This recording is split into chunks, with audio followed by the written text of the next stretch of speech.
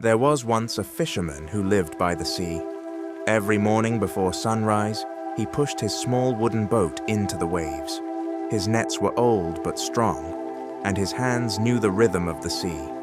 He worked hard, catching just enough to sell in the market and feed himself. The rest of the day he sat on the shore, mending nets, watching gulls, or listening to the sound of waves.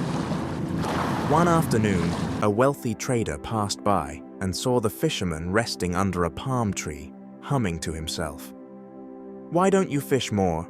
the trader asked. "If you worked longer, you could sell more fish. With the money, you could buy a bigger boat. Then you could catch even more." The fisherman tilted his head. "And what would I do then?" The trader laughed. "With more boats, you could start a business, hire workers, build a company. Soon, you would become rich." The fisherman asked again, "And what would I do then?" The trader's eyes sparkled. "Then you could retire. You would have free time. You could sit by the sea and relax whenever you want." The fisherman smiled softly and looked at the waves. "But that's exactly what I am doing now." The trader had no reply. He walked away, shaking his head. Days turned into weeks, and storms came. One harsh night, the sea swallowed several boats, including some belonging to the trader's men. The trader lost much of his wealth and vanished from the shore. But the fisherman remained. His small boat was damaged, yet he repaired it slowly, using pieces of driftwood. He still rose before dawn, still cast his nets, still returned with enough.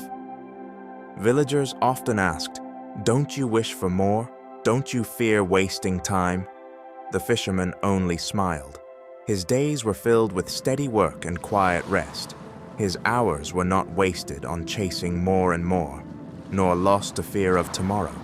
He valued each sunrise, each tide, each evening breeze. Years passed, and the fisherman grew old. He could no longer sail far, but children often sat by him, asking for stories. He told them about the sea, the tides, the gulls, the storms. He told them about the trader who wanted him to live for tomorrow instead of today.